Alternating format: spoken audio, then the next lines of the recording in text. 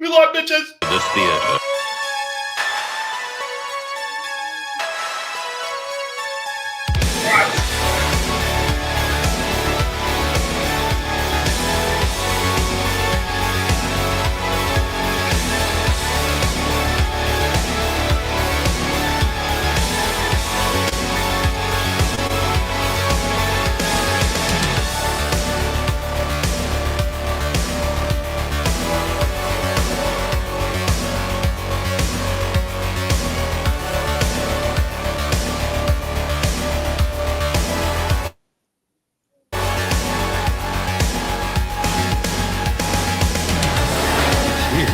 It's alive. It's moving. It's coming this way.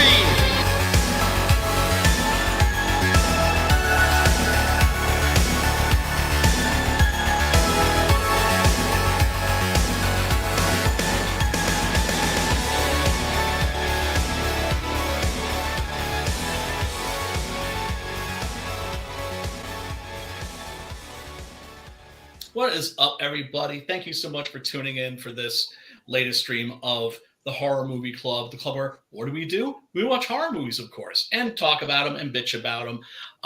We always make sure that the movie that we pick is something that's not behind a paywall. That way, you can go to the link below in the description, click on the link, and it will take you to a completely uncensored, unedited version of the movie. Of course, if it's a Tubi link now, that may change in the near future, but hey, you know, that's why physical media is important, bitches. Anyway, man, Grandpa's feeling salty today.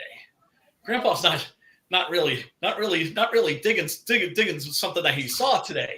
But before he gets into it, he's got to bring on his boy and your boy. And if you didn't know he was your boy, I feel sorry for you because he is your boy. Matt, what's going on, son? What's up, dude? How you doing, man? Hanging in there, man. Hanging in there. Oh, man. Yeah, I'm doing great, man. This movie, great. Recommend. Fucking metal horror, dude, as a subgenre. Yeah, you got it right. I really dug this one. And that guy, he was in Dutch and Vegas Vacation, I believe, and he actually went to my high school, but he was like 7 years above me. What? Who's this? Ethan Embry. Ethan Embry. Yeah. Oh, he's also from Dragnet. Yeah, he's a good actor. It was crazy seeing him in the role, like all metaled out and kind of. Yeah, well, I mean, we'll get into it. Yeah. We'll get into it. Yeah, and he's actually my pick, like for to play Thibault Lazar in Southpaw for sure. Ooh, fuck yeah, that's awesome. And of course, we got my boy, your boy, Preston Acevedo.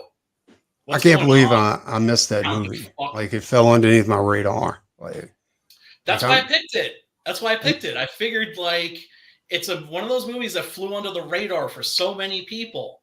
And I can't believe that actor isn't in more shit. Like, he was really good, dude. Like, yeah. Like, he's really phenomenal. Good. Yeah. The whole cast is really. Dye his hair black and put some crow makeup on it. Would be perfect. Right? He played in he had a Dragnet. He was in a Dragnet TV show. Remember Dragnet? He was in the remake of it. Was he really? He was pretty big in like the aughts in the late 90s. Interesting thing about this is that both Ethan Embry and Pruitt Taylor Vince, that's the big guy. Yeah, both of them were in The Walking Dead and got like taken out like a couple of episodes in. Pretty quick, huh? Yeah. Like Pruitt Taylor Vince is the guy who gets shot in the leg by who's Rick's friend? Shane, right. Remember people were saying, like, you know, don't you dare Shane me. And he was the guy who got shamed, who got shot in the leg and eaten alive by zombies. Thanks a lot, motherfucker. But yeah, hey, better him than me. I gotta run. I was going to introduce Pops. How are you doing, Pops? I'm horrible, man. I'm gonna watch, guys, but I'm gonna get out. I won't have much to add to this. I feel like shit. So relax, brother. Relax. Dude, when I was sick, I'm telling you, like I don't get sick. And when I got sick, dude, this is the worst fucking disease ever. Yeah. And there's nothing you can do for it. It's the flu. You know, it's a virus. You know what I'm saying? Like, And they were like, well, we'll give you some steroids. I was like, no antibiotics. I was like, oh, that's not going to do anything. Not going to do anything. If anything, if the bug is sinister enough, it'll feed off the steroids, and then you've got a super muscle. I was telling my wife, I was like, well, if the steroids don't work, what do you just die? I'm saying, like, there's nothing you can do. You just have to weather the storm. Yeah, man. It's crazy. Yeah, man. Pops, relax. We got this. I'll be watching. Y'all have a good show. And the movie was okay. Okay. I didn't laugh that much like I usually do, but that could be just because I didn't feel well, But look, I thought Demons was a piece of shit the first time I saw it, so it was all right. It was all right. It was all right. I'll be right, boys. I'll be right. Peace. Peace. Take it easy. Yeah, I was hoping maybe he just had a stomach virus, because stomach viruses are like the worst, but they are short-lived, right? Yeah, but some chicken soup and crackers, and you're good. Right. But before that, you're like blasting out of fucking both ends. Oh yeah, no, that's food poisoning or something. That's not a stomach virus. That's food poisoning. That's food poisoning. Stomach virus, you just got the runs. Yeah. And or you're throwing up. The Hershey squirts. No. Yeah, man. If you're doing both at the same time, that's food poisoning. Like, yeah, double barrel. Preston has shared his screen. Let's check this out. This is the Crow I was talking about. Oh yeah, definitely. It's called Wild Justice, and this is what I thought. This was what they were going for. Yeah. Oh, it's back in the day, man. Kitchen sink. Yeah, and here's one that IDW put out, and I was like, that's what I was thinking. I was like, why recreate the Crow? And because Brandon Lee, he did such a good job. Like nobody will ever do a better job than Brandon Lee did. Than Draven, It's a mantle, right? The Crow is a mantle, so you can have. That's one of the things I love about it is you can do any number of stories across time and space. Exactly. Yeah. Right. And let's be honest, like them trying to redo the Crow is like that dude trying to fight Mike Tyson now. Like it's fine. He can fight Mike Tyson, but if he wins, people are going to hate him. Because people, it's that hate box. It's just like people just are going to pay money to see fucking Mike Tyson fucking just knock that fucking kid's block. But the problem is that what bragging rights do you have if you fight Mike Tyson now? This is what I'm trying to say. It's a freak show, dude. It's a freak show. Exactly. I mean, if you were really, if there was a way to bring like Iron Mike back. Oh, nobody would be that stupid. Nobody would be that stupid. I mean, Mike he's still a beast. I mean, he was on Rogan and he was talking about, he was like, what does it mean when you get a hard on right before you're about to hurt somebody? And Joe Rogan's like getting nervous. He's like, fuck, that's Mike Tyson. Be careful. If you wanted to do something to you, there's not really much you can do. What does it mean when you get sexually aroused before you hurt somebody? Whoa, dude. Mike's he's a serial killer in the ring, dude. Like, this is no joke about that. This is a thing a lot of people don't know. Like people that are younger than me. I was like in my late teens, early 20s during Tyson's reign, right? And he just dominated. It was just a question of, the fights were like ding, ding, boom, boom, ding, ding, and that was it. Yeah. You were shocked when somebody could go 3 rounds with the guy. Oh, people are trying to claim that it was faked. Bullshit. And then, if you've ever seen a weigh-in when Mike was at his prime and he gets up on that scale and he's in a Speedo and it's just all rippling muscle all the way up. Yeah. Dude, he was a scary looking specimen, dude. Yes. But he just seemed invincible. We all were convinced he was invincible. And then, absolutely. At the bar, and some guys running over going, man, turn on the channel, fucking, because people had lost interest in Tyson fights, because you know who's going to win, right? Yeah. And because you're just tuning in not for a fight, you're tuning in for an execution, right? And absolutely, he retired motherfuckers. That's a good point. He retired motherfuckers from fighting. Mm-hmm. Yeah. So when he lost that match, it was just like, oh my god. But then of course, you found out it wasn't Buster Douglas that beat him. Buster Douglas really wasn't. What he lost his title like in the next fight, right? Never did anything of distinction before. Obviously, rose had some skill because he rose in the ranks to fight Tyson, but Tyson destroyed Tyson or fucking. He did actually. That's what always happens though when guys are that ahead of the game. Like the only person that can beat Tyson was Tyson. Yeah, and that's exactly. You know that motherfucker. He thought he was invincible. Like the reason he said when he was when he had all that money, he had 2 Bengal tigers, right? Yeah, it's a Scarface. Yeah, he would sleep with them in his bed. Yeah, and it was like, and like they were like, dude, you wasn't scared. He was like, I was Iron Mike. You know what I'm saying? Nobody. He's like, I seriously thought nobody could beat me. He said, but I'd always feed them like raw meat before I'd let anybody go in there with them. I was like, you used to leave motherfuckers in there with them? You know? Hey, man, he's like, no, but they had to eat first before anybody could go in there. Right. Make sure they're properly satiated.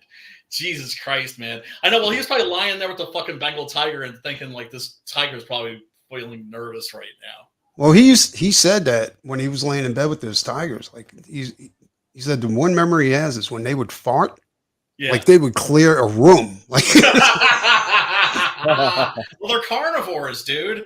They're carnivores. Yeah, no, of course. You know, I mean, and big cats are basically large versions of like house cats, and house cats are basically miniature versions of giant fucking tigers. It's like pretty much almost the exact same animal, just like miniaturized. But yeah, I don't know, I just thought it was cool. I was like, God damn, dude, can you imagine? Oh, cuddly. Like being so badass that your pets were 2 Bengal tigers.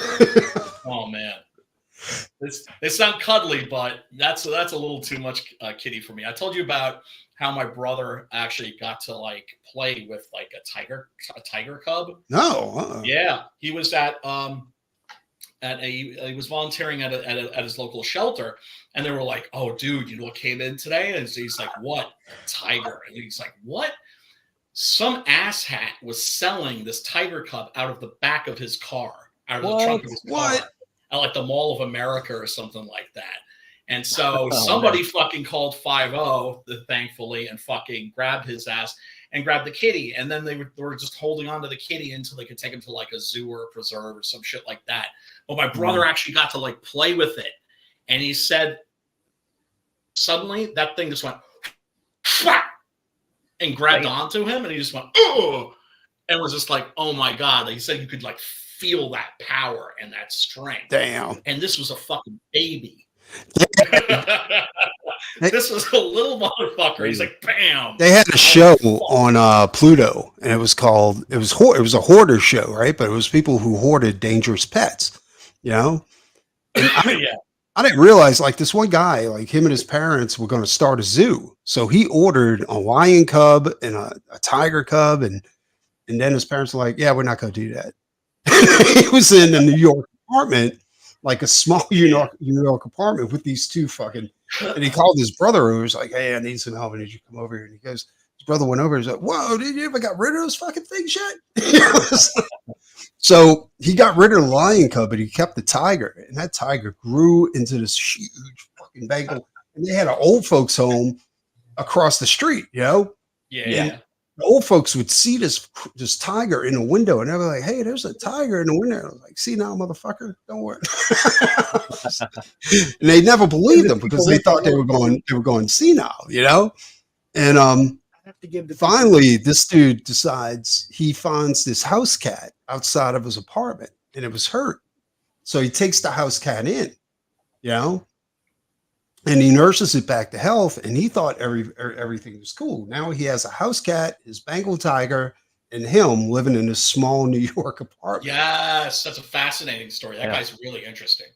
He made the one mistake you can never make. He fed the house cat before he fed the Bengal tiger. And he said that they were going to like basically the big kitty was going after the little kitty, and he got between them. It got his thigh, and he almost bled out, dude. Like the cops had I think they tranked the tiger. Like Yeah. to go ahead and put it. Yeah. They got it out safely, thank God. Because you shoot your fucking dog, you think. Oh, I've seen that happen, dude. Like they Tiger? fucking just, yeah. They think it's a game. People what they want, I got to give the people what they want. When they ask for something in the chat, you got to give them what they want. Okay, all right. What's up, Bob? Let me get on the panel and say horror.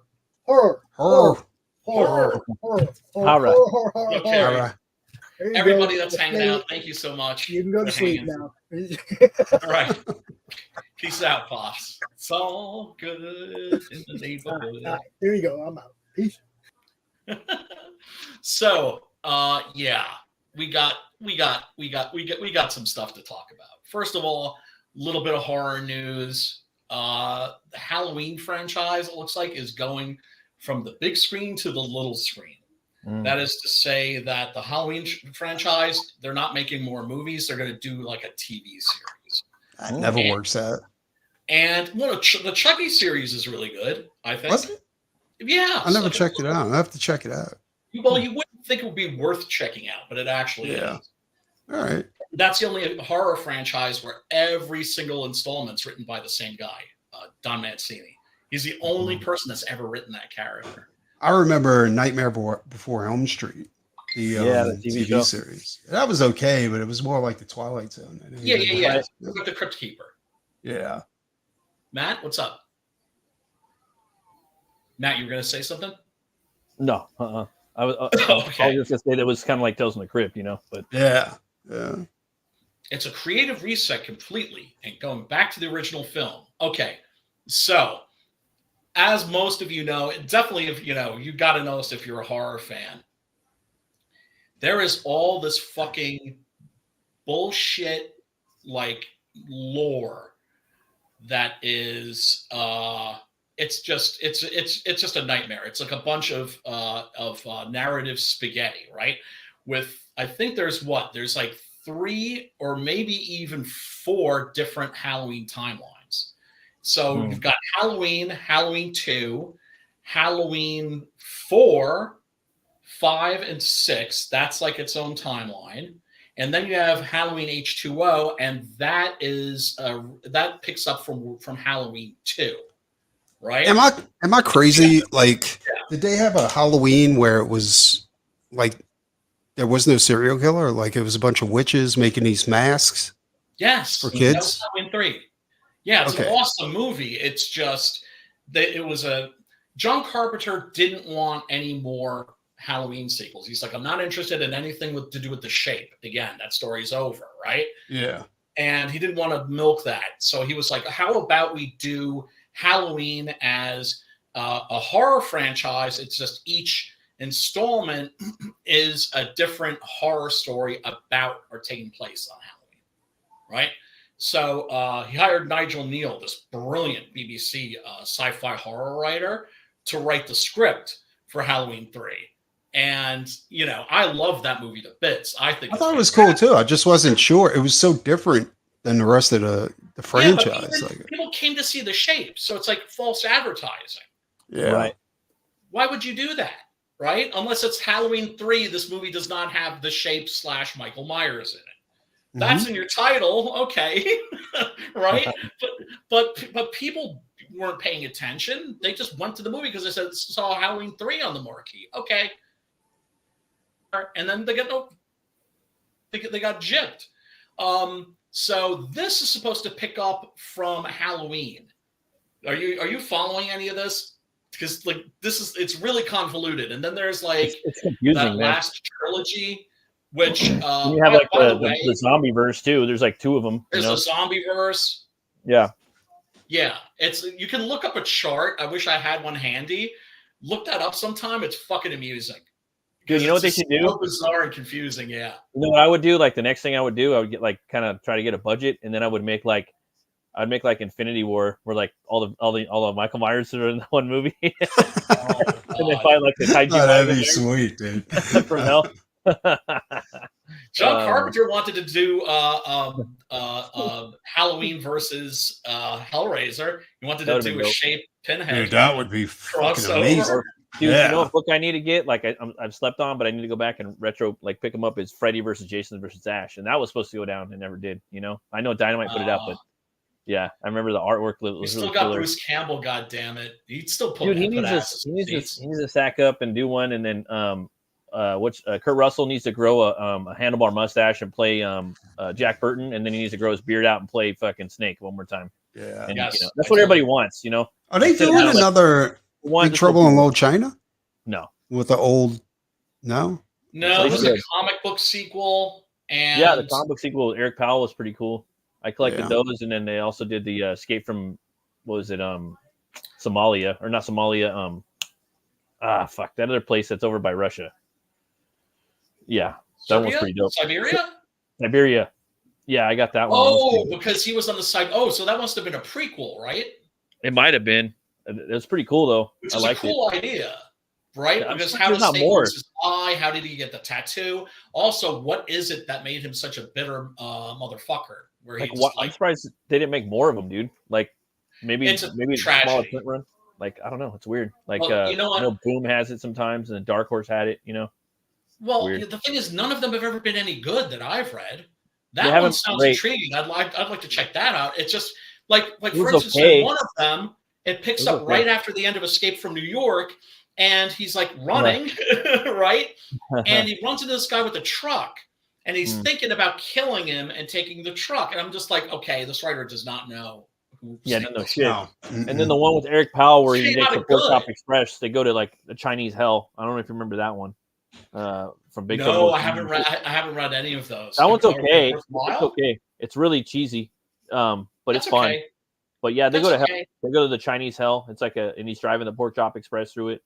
And Eric Powell and John Carpenter co-wrote it, and another guy illustrated it. That sounds. Well, I love Eric Powell. Yeah, I bought it on general because he was the only comic. That was the only comic I bought my whole life that I never stopped buying was the Goon. Right. You know. So, and I got me too. I love the Goon. Hillbilly is amazing. Coming out and Hillbilly. Eric Powell has a ton of great ideas. I'd love to see some of his shit go to film. The only thing I'm praying like he doesn't, because like online he expresses his political beliefs online. You know. Oh yeah. I hope he doesn't start doing that into his throwing that into his comics. No, here's the place for it. Don't put it in your art. Yeah, he hasn't yet. He's very wordy on Twitter and on not on Twitter on Instagram. Yeah, dude, shut up, bro. Like you're. That's what I'm like. I'm like, dude, why? You know, you guys are great. We all know another great comic book creator that is always talking politics, and he shouldn't because he's a really good comic creator. You know what I'm saying? Like, and that's what I feel about Eric Powell. Like, if he just would stop talking shit and just do comics, it'd be perfect. You know? Yeah, it's annoying. Well, he's got a big mouth. Stephen King's got a big mouth, but you know what? I got a big mouth too. Yeah, but I like the difference between Eric Powell and Stephen King is that Eric Powell really does have talent. Oh snap! Come on now. Come on now. He snap. Those early. It's the same difference between Joe Hill and Stephen King is that Joe Hill has a lot of talent. Nosferatu. Yeah. Well, look, King hasn't written anything interesting for a very long time. Mostly he cannibalizes his own work a lot. But those early novels are untouchable. And his status as a certified horror icon and legend is untouchable. Oh, absolutely. Yeah, like he's had some great movies, and great books. You know, I ain't gonna take that away from it. It's just that current stuff, like the Dark Tower series. I really wasn't into it. Like I don't know. It's like I tried to get into the novels. I just couldn't. After the first one. Yeah, have a good one. Exactly. Carrie. You know, it was going a little goofy. Like it was like he was reaching too hard to be. I don't know. I don't know. It was just weird. Well, here. Check this out. This is really, really good, awesome, boner-inducing news. A couple of weeks ago, I was bitching about the fact that there had been a Dawn of the Dead 3D re-release, and I had missed it, right? And it was one of those things where it's like they showed it at the Alamo Drafthouse and maybe a couple other theaters, just for one-time showings. Well, check this out. Dawn of the Dead. I don't know if it's going to be the 3D version or not. I I would watch the 3D version just because, you know, General I'll watch principle. Yeah. You know, Dawn of the because Dawn of the Dead is one of those handful of movies that never gets tired. And I'll watch any cut, any version of that movie. It can never be too long. I completely agree, actually. It's the shit. It's the shit, right? And so check this out. The movie's being released extensively. If you're listening, check this out. Canadian theaters. It's Vancouver, Edmonton, Saskatoon. The bunch here, man. Ottawa, Montreal in Quebec. Montreal. And here in the States, Pennsylvania, Connecticut, Maryland, New York, Georgia, Kansas, Iowa, Illinois. Look at this list, dude. This is fucking crazy. This is fucking nuts, bro. It's getting like a huge 45th anniversary release. I don't know what cut of the movie this is going to be. I mean, I'm guessing it's going to be the theatrical cut. Maybe they'll have different cuts. I'd still be curious to see the 3D version, even though I didn't, ask for it and think it was a stupid idea. I would still watch the shit out of that. Look at this little limited edition 45th anniversary poster and T-shirt. That's so cool. That shirt, right, badass, dude. Is that a screen printed poster? I don't think so, but it has like a blacklight look to it, doesn't it? Shit, I think I need that, dude. I think I need this too. It looks like Star Wars. Is that what they're going for? Like Star Wars? I think so, yeah. Thanks for stopping by. Look at you should this. have got Drew Struzan to go ahead and do it. I'm getting that shirt. I'm getting this fucking poster. I am, I think, a 1 hour drive from the Alamo Draft House in Yonkers. I haven't been there in a dog's age. Yeah. That's an album. That's an album. What was that? That's one album of a drive. You put on one metal album, you're there. Yeah, exactly. Maybe one. There you go. That's how I do it. Or an audiobook. Yep. Yeah. So this is going to be fucking everywhere, and they may also add showings because surprise, movie theaters are finally realizing that people don't want the new shit because the new shit is dog shit. They want the old shit. And they're starting to figure that out, and they're starting to do a lot of re-releases. Go backwards. Did you hear? Did you hear? Awesome. Every time somebody says that, things are starting to lighten up, and people are starting. They're getting back on track. No, not yet. And then you get X-Men. Yeah, like the X-Men animated series that they're re-releasing but they're making better. Well, check this out. It's going to be like a big woke fucking celebration. Yeah. But check this out. When the woke thing ends, there's still going to be at least a full year of woke shit coming out because it takes 3 years basically to make a movie or a TV show. Right. Backup shit. And so there's going to be that backlog. So it's like the day that woke ends, they're going to be still editing or doing post-production on some of these fucking there's still at least 6 more years, 5 or 6 more years, even longer than that. As soon as if Trump wins, then there's 3 more years after that. You know what I mean? So it's it's not sustainable because all the money because the way Hollywood's surviving is they're putting out dog shit that flops, but then they get the ESG score.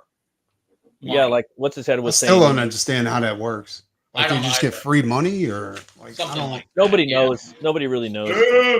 There's a list from investors, and if you check the checkbox, you get this much millions, this many millions, this many millions, this many millions. And I know because people told me and showed it to me from the industry. Yeah, but what I'm trying to figure out is if nobody's buying anything, okay, and so there's no money coming in, how are they getting paid out? The thing is that every movie is insured. Okay, so sometimes they need to make flops to compensate for the big hits to have tax reductions. Right. That sounds like a huge fucking scam. It is. That's what Hollywood. That's exactly what Hollywood is. It is. Yeah. It is. Hammerwood. It has turned into a big, insurance scam. So it's let's not create art and cool shit. Let's just try to get by.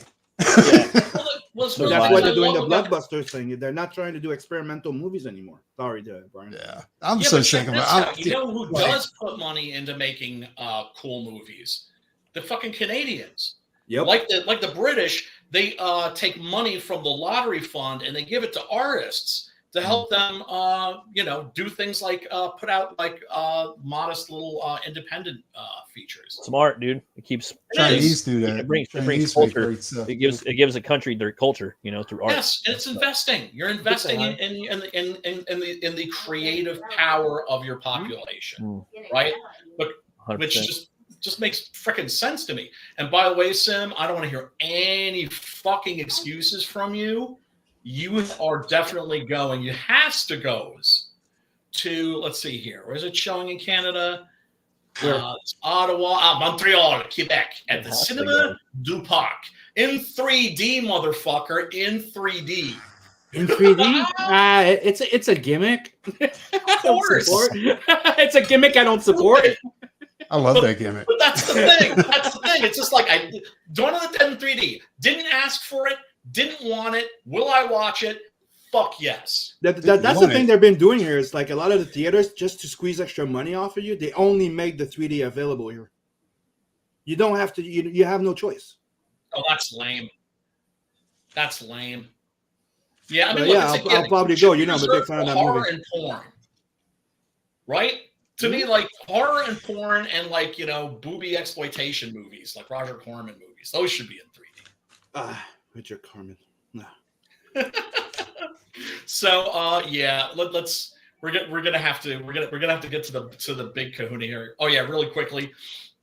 Fucking Maggie Gyllenhaal's directing like a feminist version of the Bride, right? Which was like a remake of the Bride of Frankenstein. So this is like a remake of a remake.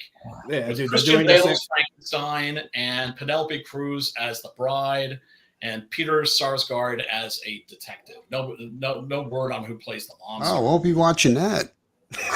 But in the original, they're doing the same thing with fucking Red Sonja. They're doing a feminist fucking thing. I heard about that. They're gonna make her like unappealing, is what they said. Like unappealing to the male gaze. Yes, they're gonna break the male gaze, and it's gonna be addressing one of their most important subject: global warming. And Red Sonja. I know. And that original movie, the one with Brigitte Nielsen, is corny as fucking hell. But yeah, dude, I loved it. But it's very enjoyable. But it's enjoyable, dude. Calidor. Yeah. Calidor. He was supposed to play Conan. Did you know that? They changed it at the last minute. Calidor is Conan. Yeah, but dude, Calidor is one of the names that he rocks when he's going independent, when he's trying to slide in, when he's traveling. Calidor, that if you research it, Yeah, with the lion, right? He was associated with the lion. Yeah. Yeah, I don't think the thing is about Bride of Frankenstein, man. The only thing I don't like about that movie is the intro. Sorry, Matt. Oh no, it's What's up, brother? I was gonna say Bride of Frankenstein. He already got cucked in that movie at the end. Remember? Like, yes.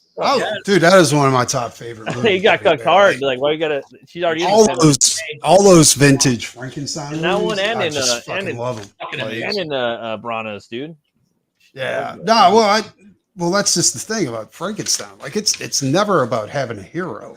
You know what I'm saying? Like, it's all about suffering and watching the innocent suffer. And the monster is the most innocent part of that movie.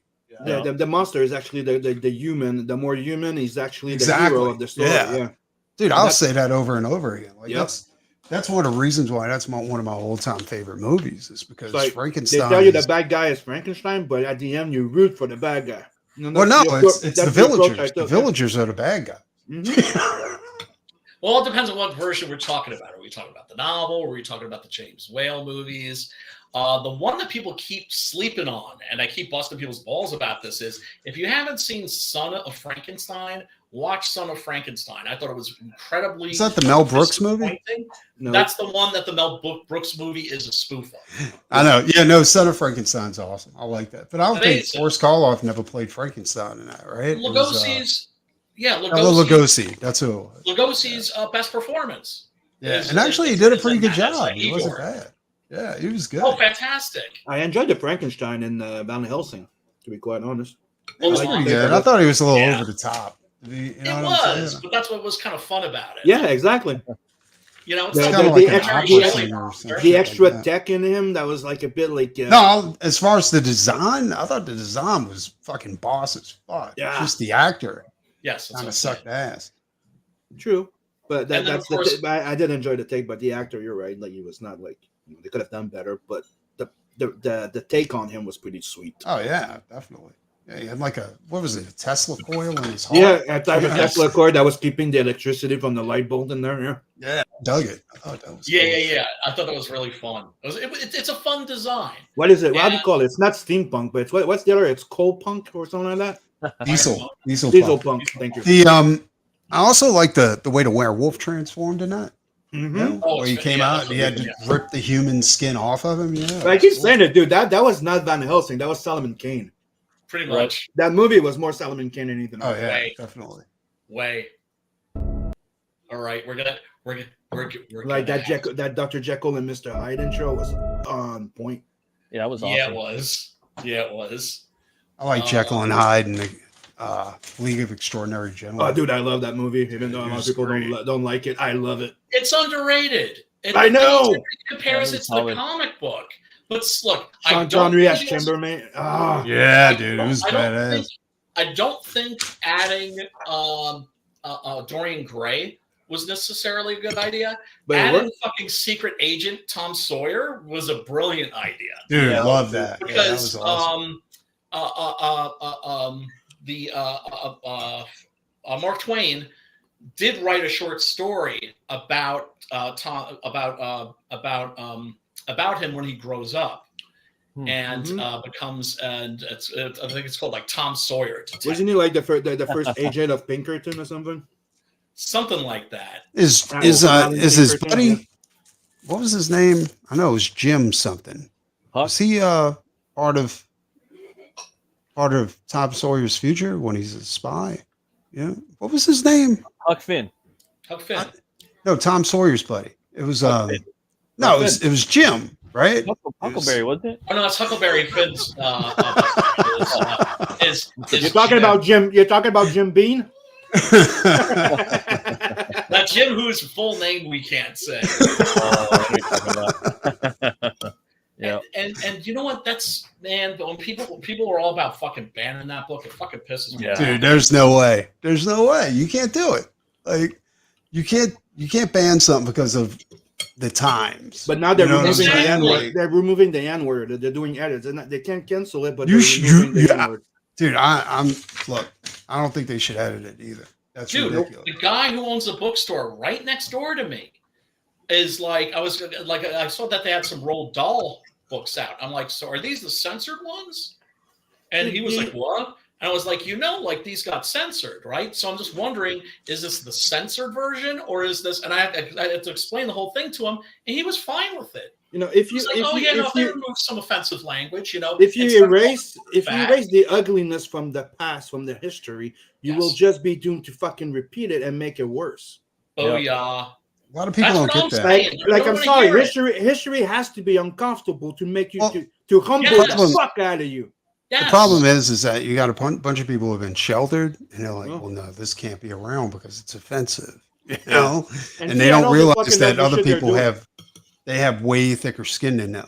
Yeah, and those Yeah, are but the that's ones the don't thing, call they wanna everybody control bigot, See Nazis, what and we can shit. hear. They're control freaks. They're fucking hall monitors. I'm sorry, Mhm. Sim. You were saying?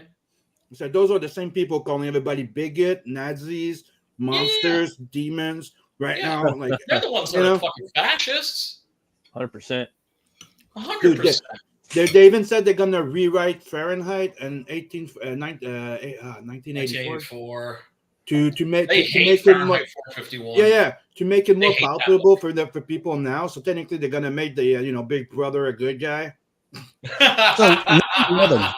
So with 9/11, I mean, are they going to rewrite that too because it'll be offensive to Muslims? Well, the or- original version, the original story was bullshit. Anyway, Well, yeah, of course. Being a New Right. Yorker, being like a lifetime New Yorker, when like all of us were watching those fucking hearings, and the only thing that you learned was that the official version was was bullshit. Fucking shit. Also, that there was coincidence after coincidence after coincidence after coincidence after coincidence after coincidence after coincidence. And after 3 coincidences, it's not a coincidence. It's planned. Yes, thank you. Yeah, exactly. Exactly. You're just like, this just looks 1, a little okay. bit fishy. 2, maybe. 3. Yeah. I'm Right. Yeah. with the Cat Stevens. I'm going to go with the Cat Stevens philosophy and just say like nothing happens on accident. There are no accidents. I believe that. Everything's planned. But then again, I believe in fate too, which a lot of people don't. But that's me, and that's just based on personal experience. Speaking of I believe fate, that sometimes people are meant to meet people. Some people, absolutely. Like Me and these Sim were meant to be together. Yep. What's the first thing you liked about We're meant to be best friends. Yep. Brilliantly broken. All right, now this chick is a rapper. I think I don't know who she is. She's like, what's She's her wrapping name? something up right there. Wait, are we Oh, no, reviewing porn now? I'm liking the culo. I mean, if we're doing that, that's fine. I just want to be on top of it. Well, you know what I'm saying. Yeah. Oh, snap. Yeah, I have to say one thing. Like from what I've seen in there, like it looks interesting, but they should have made it another fucking crow. That's what I said. The exact same thing. Like it looks good. Like you see the guy, like, Ain't gonna lie. person? but it doesn't feel like Draven. Nope, it ain't It's not Draven. Draven. Not even No, close. Dude doesn't Not even even look close to close. Eric Draven. The But you know story what they're doesn't seem doing? this. The story is far from being similar. There's nothing that feels that says Draven and him, or the fucking story, or the world. If you read the goddamn comic, I told you, it reminded me more of the French one. Yeah. There's the French Crow. There's a whole bunch of them, but it's actually called the French Crow, like the book. Yeah. They, well, that's what we were talking about earlier, and that's when I brought up that like that old Crow series from Dark Horse. Yep. Like they should have just went with one of those stories. There was no reason to recreate. I don't know what the mindset is in Hollywood where they think they have to just recreate shit. And make it better. Technically, the Crow is like Grendel, but technically Grendel came after the Crow, if I remember right. Right. But the idea is that there's more than one. Yes, it's a mantle. Yeah. It's not a person. It's a mantle, right? And so, but the premise of it is based on an Indian belief where if you die and you have some grievance, you're not at peace, and you have vengeance in your heart, a crow after a year can bring your soul back to appease and for revenge. It is a thing that's native culture. Sorry, I said Indian. Native culture. In the Dark Horse series, like it was like the Twilight Zone. Like they had one story that was based on Unin and Munin. You know what I'm saying? Like the Crow, Odin's Crow. And then they had one that was based on the the Irish goddess during of death. Second World War. There's during the Nazi thing. Yeah, there's a whole bunch of them. Yeah. There's one they made one in the future. There's a chick that's the Crow. Like, where's that chick? Like that would have been the perfect time to actually. That's what I'm saying. Like, there's no reason to recreate the Crow. 2099. You know? Yeah. Well, look, scald your tongue with boiling the oil. Don't ever say it. The premise for this, according to the producers, is that they wanted to make a Marvel movie. Oh wow. Dude, that's where they're going with this. Because we need more of the that. franchise, and I'm thinking what they're thinking, John Wick. But like John Wick meets fucking Post Malone. You know the stupidest thing about this thing, is that they keep rewriting superheroes, changing fucking Red Sonja, trying to make iconic characters that have been there and popular for years, trying to make them into their own fucking stupid vision and characters. Dude, this is the perfect time to fucking make your own Crow. You could have made your own Crow that never fucking existed in a fucking comic book. That would have been a movie only thing. You can do the same thing with Grendel if you wanted. I got one that I wrote that's like sitting in a drawer somewhere. Pitch it to Bar. Like he's not, dude. Brian, yeah. The problem with that is that when you sell your creation to Hollywood, you lose all rights to it. Of course. You don't have any. Yeah.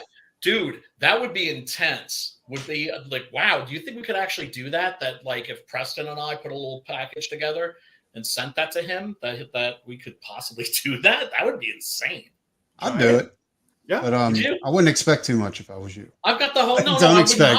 That's why I wouldn't want, That's why I'm just throwing the idea out. No, I'll put colors on it too. We'll go ahead and do this right. You know what I'm saying? Like, Dude, I got the script. yeah. Denny O'Neil gave it a big thumbs up in the comic writing class that I took RCC.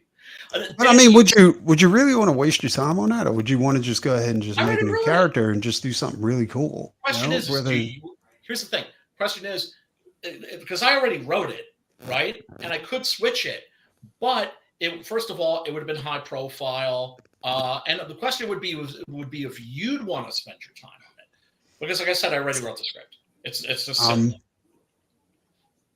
I don't know. Well, you know, I mean, I'll send you the script. the problem is like, let me know. I'm thinking like, if I'm going to waste my time doing 32 pages or 48 pages, do I want to like throw it at James O'Barr and say, James, I know you don't own the Crow anymore, but would you be able to produce this? Oh, so he doesn't own the rights. That's what I'm saying. Like once you sell out to Hollywood, like you don't own anything ananymore. I know. You know? I know. They need to get it back because there's more books and his name is on it. Yeah, but that's like having Todd McFarlane on Todd's Toys. You know what I'm saying? Even though he doesn't own the company anymore. Like, right, he's a figurehead. Yeah. You got Danny Houston right there playing a villain for the 100th time. I know. Well, first of all, Danny Houston is reliable as fuck. Dude, 30 Days a Night was the shit. He's the new top dollar. I mean, he's a good fucking villain. Like, he's up there with Wincott as far as movie villains. He's fucking awesome. Shoot, he was good in Yellowstone. Like, oh yeah, he's great in everything. Does he have like some supernatural powers here? Oh, 100%. This movie's gonna have a lot of fucking like afterlife superpowers. Like you said, they're going big on the fucking universe. You know, if they would just change his fucking name, that's all they got to do. He would just change his fucking name and get rid of the get rid of the fucking Jared Leto Joker tattoos and that fucking mumble rapper a mullet. He's probably a rapper in here. I think he's a rapper. I have a weird feeling. Did you see how they die in there? Yeah. They get the bag over the head. smothered. Yeah. Yep. Yeah, but let me ask you something. Is this pissing you off? Yep. Because that's what their aim is to make you mad. I know. Yeah, right. They're succeeding, and I'm not going to go watch it. Wait. Yeah. No, I'm just, I mean, look, this is what I'm thinking they're thinking. The Crow that came out in the 90s was for the 90s. Yeah. People were coming to the movie theater saying, like, finally, somebody made a movie for us, right? Mm-hmm. This is when the goth subculture was, like, at its peak, pretty much. And so there's something about, I mean, look, The Crow is quintessentially 90s, right? This looks like it's down one with of the those quintessentially 90s movies in terms of a 90s aesthetic. This shit looks like, I don't know about that. Like, maybe you could be right, but I always thought The Crow was just like kind of a cool gothic horror movie. You know what I'm saying? I don't really like. I wouldn't really. Talking about the music and everything like that.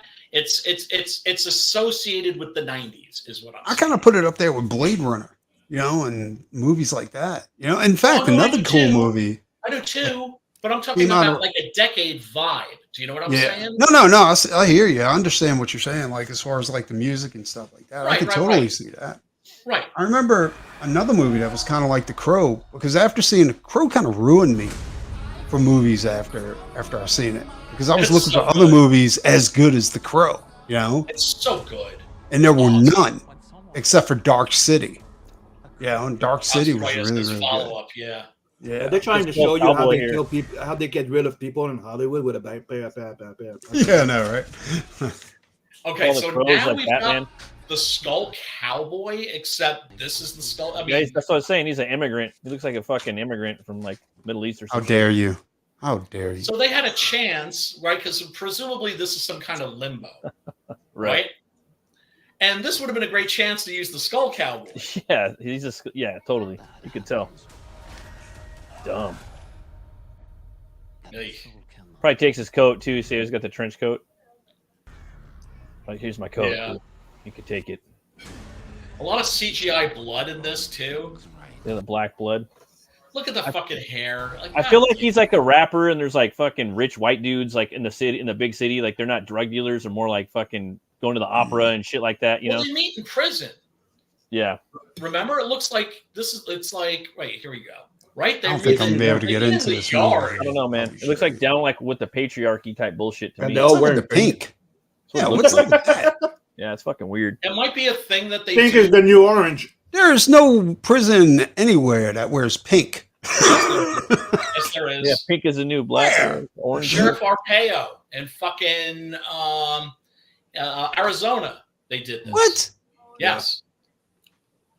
That's Yep. crazy. And the thing is, Yeah, if they use Eric Draven, that's brand recognition. So that they're like people that most people don't know. A lot of people don't know about the comic. A lot of people don't know about the comic. So they're like, oh, well, that was Brandon Lee's name. So they're just remaking that movie. So it's easy for them to try to It buy. has nothing to do with it. To bring in that audience. You know what I mean? So Well, look, this That is not to bring in the old audience. This is to bring in a new audience. And that's the main thing that I got from this. And they should They're have. gonna end up doing the same us. thing as Marvel. They're gonna make They a should've movie. used People are different- gonna go to the comic book. Go, oh, I want to read Eric Draven, yeah, and then they're gonna go, that's nothing like it. yeah. You were given the power. Do they have They don't say Godzilla in nothing this about- one? They don't say nothing about the comic book in the trailer. You know what I mean? But also, they're not going to read The Crow. It's an American comic. American comics are dead. Kids don't. So I'm read guessing there's no Godzilla dad's comics. in this Crow movie, And right? it's stupid because Right. that guy's a great Sucks. actor. Yeah, he's perfect. I was really fucking excited when I too. said that when I heard that he was gonna be a Crow. Me too. I was like, dude, I'm all in. And then they say he's Eric Draven. I'm like, holy fuck. And then I see I saw all the shit that I've seen. I'm like, oh no. He's like yoked. Evidently, he He got got pretty yoked big. for a movie before this. Yeah, Oh, speaking of that. the one that we saw, the type of. Did like, you guys see Japanese- the Iron Claw?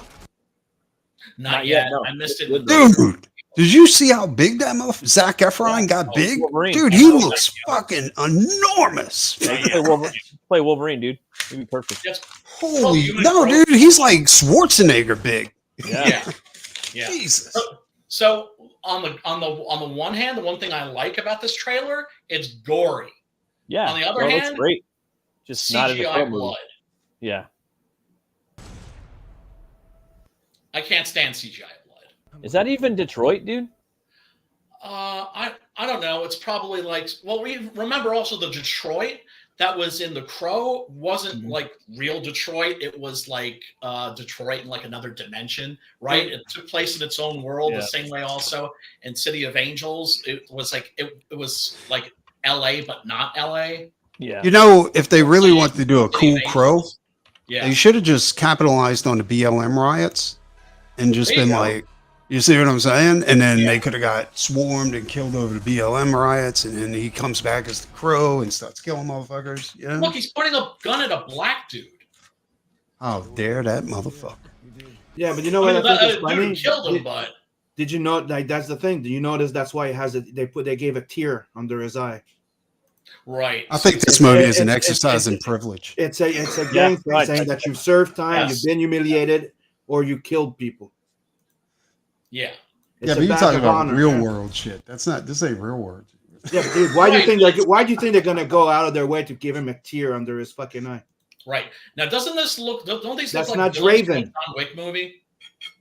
Yeah. I mean, it looks like that, but I also feel that like they might be pushing like some patriarchy bullshit. You know what I mean? I think so. Like It wouldn't that's surprise what me. that's what I'm getting out of it, but I could be wrong. no, And then you're we get right. the makeup, which is not the same makeup. Like he doesn't really come off He's as gotta top walk us dollar, up. like fucking like drug dealer, like goth, incestuous. Actually, the dude that's playing the Crow kind of looks like Top Dollar right. or Fun Boy. Michael Wincott. I Yeah. mean, no. I mean, seriously, maybe the greatest movie villain of the '90s. Yeah, was no, he's great. fantastic. Yeah. And the way the character's written too. The way that the bad guys are I know, yeah, that was fucking awesome. writing. I can't believe he never played in any other movies and played that long-haired villain role in anything Yeah. else. Like it was Yeah, crazy. He played in other movies. He plays in Musketeers. I'm saying like, Christo. Yeah. yeah, that's right. Yeah. 1492. But Robin he's very Robin fucking Hood, yeah. selective though. Yeah, he's an incredible actor. Yeah. Death. He was actually one of my picks for like Solomon Kane. I thought he would have made a Oh, great yeah, he's Solomon perfect. He would've been Now, perfect. this is the only part of the trailer that I can say like I didn't like recoil over. There's always that moment, right? That's from the comic book where he's just like standing there with his arms out and they're Right. just fucking emptying their fucking guns into him, and he's just like, yeah, what? And this is that scene, but he's just check this out. He's just eating these fucking bullets, man. I mean, look at the setting though, bro. It's not in a top dollar metal club, the goth club. You know what I mean? It's in a white patriarchy like hotel. It's a total different aesthetic. It's like Trump Tower. You know, like I don't know. I'm just getting a weird fucking vibe. No, you're right. Absolutely. Yeah. I don't see that. I keep seeing John. I'm probably Wick. wrong, but I mean, hopefully John Wick. Oh, dude, that looks great. Looks dope, dude. The movie looks dope. The director's Snow White was good. It's love. And then we get the auto-tune. It's love. No, it's vengeance. What the fuck? Vengeance. This looks. I'm sorry. This looks really It's retribution, bad. motherfucker. This is. I was gonna say this is a rental. No, this is a steal. I'm like grabbing this off the fucking pirate things. Seriously.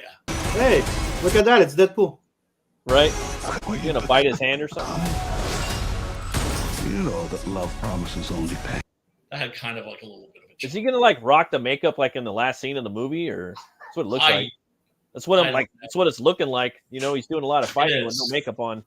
I don't know. The thing is, you barely notice the makeup. See, he has it there, but yeah, he barely doesn't have it. There's no makeup right there. Yep. There's a bunch of scenes. Wait, is that before he got killed and turned into the Crow? Or no, he's might be Crow mode here because he did go to prison, so it could be. Could have got framed or something. And I don't know. That looks like a. Maybe. Before. Yeah, I didn't think about that. Yeah, you might be right. So it might be. It looks before he has the tear on his face. Yeah. But he also you that see, looks like because he's fighting the main villains there. What you become. I do like the thing. Eric Draven was not a perfect.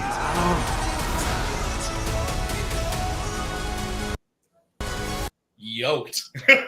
They got pretty big. He's a big ass. Yeah, no, like that's a big good old Viking, shot. dude. That's like, damn, he looks intimidating as fuck. Yeah, but one thing that was cool about the Crow is Eric Draven.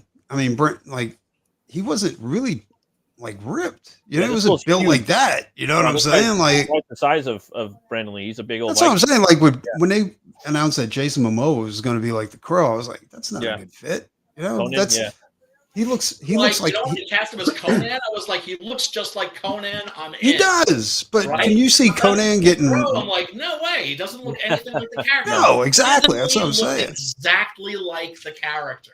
Yep. Exactly.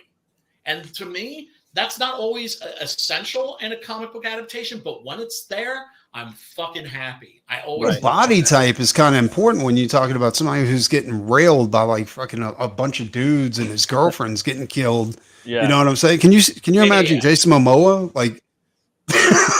You shot him Again, dude. If they make them into another Crow, I'd be totally in. I'd be cool. I'd be all about this movie. Just change the name of the character, and I'm there. I'm cool. You could rock the haircut. You could be a little 8 Mile like fucking Post Malone. I'm cool with that. But and then they ain't doing that. But I am probably gonna go watch it. Unfortunately, I'm gonna go see it probably in the theater. Fuck you, Matt. Yeah. No, I know. I hate myself. I'm gonna watch it on streaming. I'm gonna go to Pirate Way. Yeah, me too. That's I hate what I'm myself doing. for it. You know, Pirate them all. I love Me the Crow. It's like one of my favorite I do books too. and movies. But it's like That's this looks why I'm like a mad fun about movie. this, though. Looks like a That's why fun I'm mad.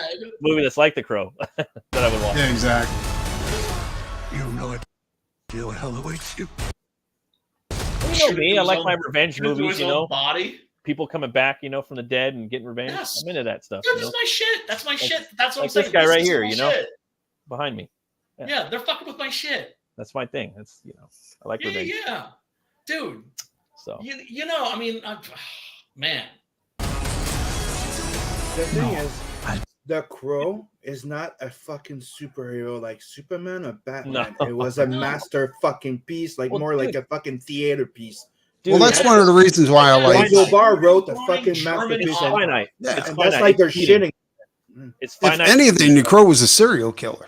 You know what I'm saying? Like he killed those motherfuckers in some really creative ways. And it's a one shot. He ain't coming back. He does a one mission and then he goes to the grave and then he goes on to somebody else. Yeah. That's the way it should be. He's got 24 hours, maybe 36, 48 hours.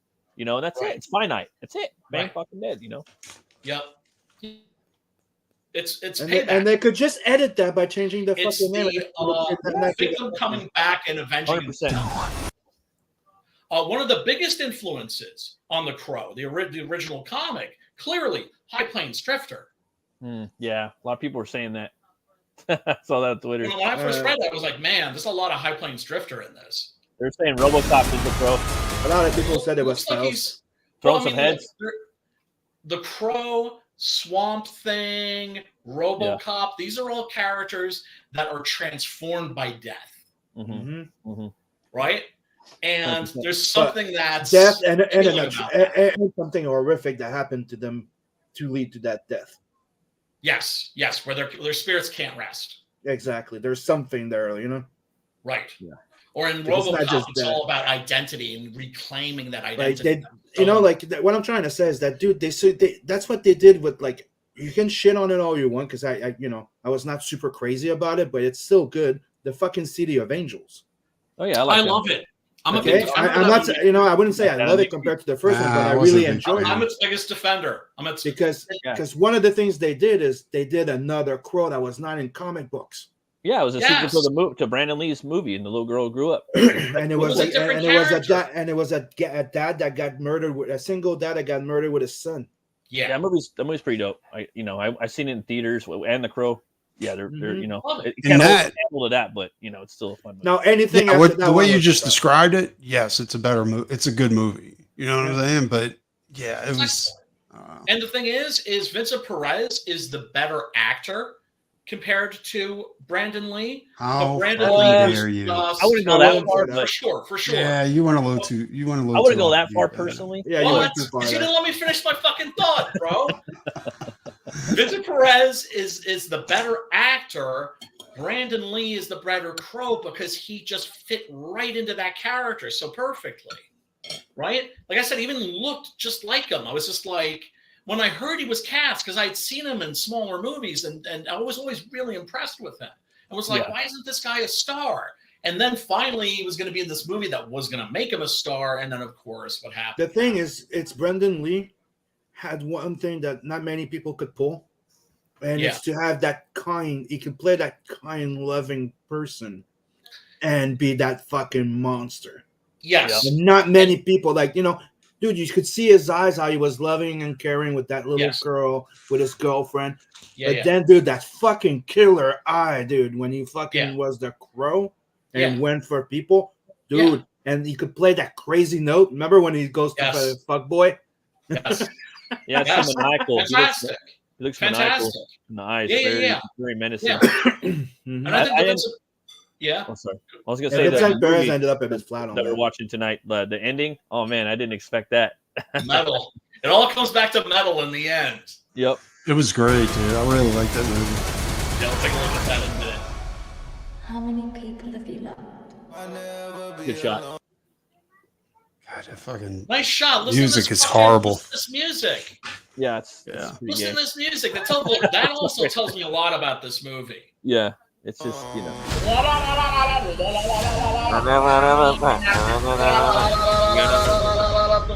all about brand recognition. They're just and then you're going to see that big hip hop album that's going to come out.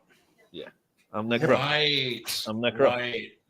Juzo Bar getting screen credit right there. Good for him. Produced by Edward R. Pressman. I thought he died. Yeah. I'll check it out though. I would go to watch it. There's a lot of movies I'll go watch this. I also want to see Craven. I want to go see what is it? Why did they call it The Crow? The same name. I'm sorry, dude. It's just pissing me off. I saw it like The Crow. Craven is the worst movie ever, dude. It looks like it's going to be a good movie. It just doesn't look like Craven the Hunter. No, it's not. It's not. But I'll still go watch it. I think it'll be good. I just don't think it's going to be a good Craven movie. Yeah. If you had told me, dude, how weird is this? If you had told me when I was a little kid that there'd be a Morbius movie and a Craven movie, and I would have zero interest in watching either of those. Hellboy. Dude, actually, Hellboy. I'm a huge fan of both of those characters. Right. I can't believe they've ruined both of those characters. I go like once a year now if I'm lucky, and I miss going to the movies, so I'm just like. Did you see Ken's going to be a Ghost Rider? Who is? Who? Ken from Burke. Oh, that's right. Yeah, but he's going to be playing Robbie Reyes, isn't he?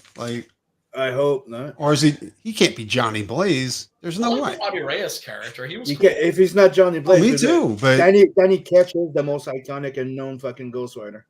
Well, I'm still a Johnny Blaze fan, but I do like Robbie Reyes because I'm also a car guy too. You know what I'm saying? Like, but why would you have a Chinese guy playing? I'm a Danny Ketch guy, like a Spanish guy. You know what I'm saying? If he is going to be Robbie Reyes, you know, like that's crazy. Yeah. So who are they casting as the guy that played Walking Ken? Dead? No, the guy that played Ken in fucking Barbie. Oh, Ryan Gosling. Ryan Gosling is going to be playing Ghost Rider. Yeah. He's a great actor. He'd make a good Johnny Blaze then. Yeah. He's an excellent actor. You know, I mean, goes all out when it comes to training. Actually, I thought Nicolas Cage was a great. Months in movies. Well, I enjoyed those movies. I did too. Yeah, but I thought Nick Cage was a good Ghost Rider too. I'm a Ghost Rider. Like I like, especially in the '90s. Like Danny Ketch to me was like the Ghost Rider. Like that's when they went full horror with it, and that's what I love about it. Right. The same with way with Salvatores that started it. Then you had all those other fucking greats after. But yeah, I have the entire run here. I like the way they brought back Johnny Blaze in that Danny Ketch series, where he wasn't a Ghost Rider. He just had like the sawed-off shotgun. Yeah. Dude, this is badass. And then you got the ability. He had the power, but he was not changing into thing. And then after that, they went all out and made like the family of fucking Ghost Rider for some fucking reason. Nah, that's fucking stupid. Do you guys see Ghost Rider 3 with Nicolas Cage? It's called Drive. Drive. I like that. Drive I thought it was cool. It's called Drive Angry. Angry. Yeah, that's. Oh, Drive Angry. Yeah, I remember that one too. That was he plays Johnny Blaze in that one. That's the Ghost Rider 3. It's good too. Really? Basically is. I didn't know he used a guitar at the end of the movie though. I thought that was the axe. I didn't know. It was a flying V. It was that red flying V. That red flying V is very important to the plot of this. It wasn't a Gibson. They used an off-brand to go ahead and destroy. It didn't have the Gibson logo on the headstock. The bad part is I didn't get to watch this movie yet. Oh, this movie's awesome, Sim. Yeah, dude. Like seriously.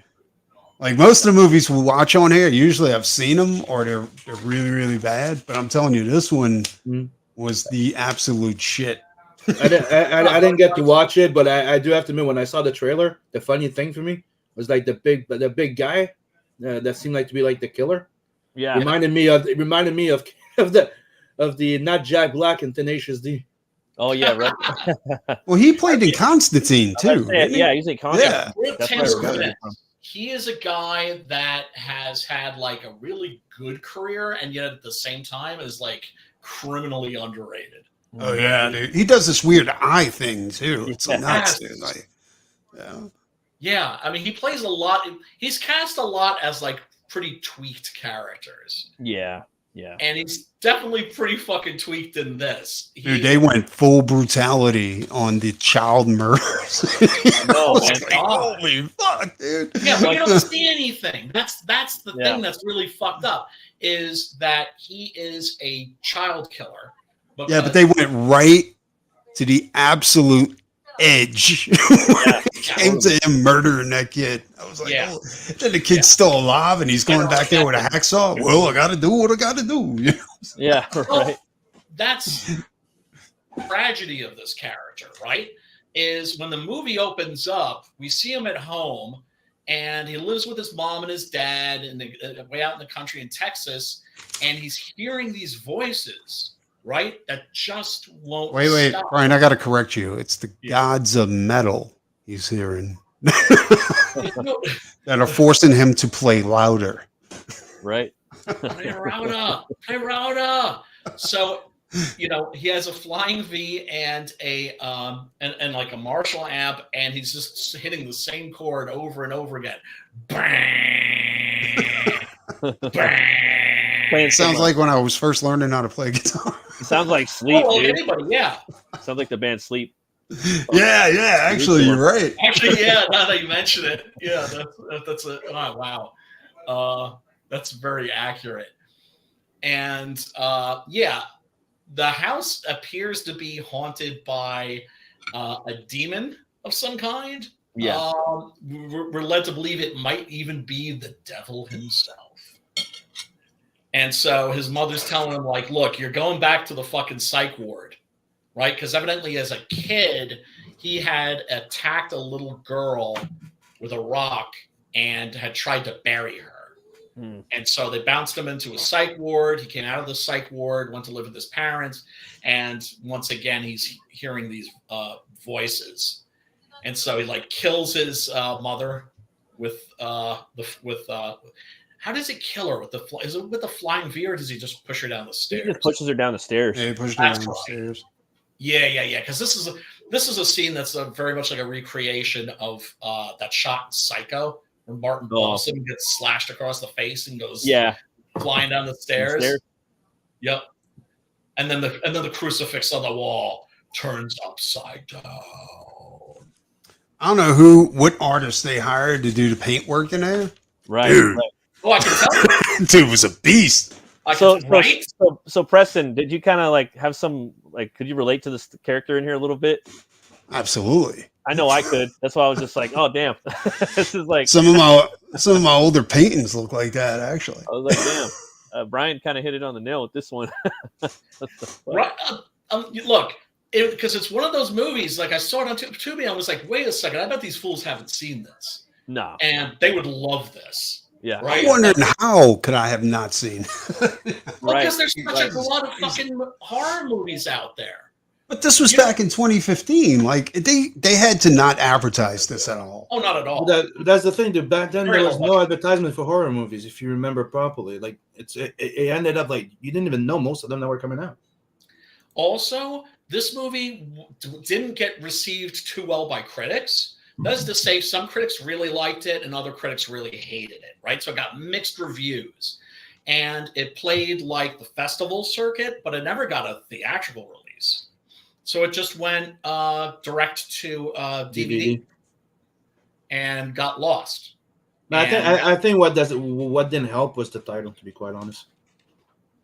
I think that movie suffered from the title because, Devil's Candy is kind of like...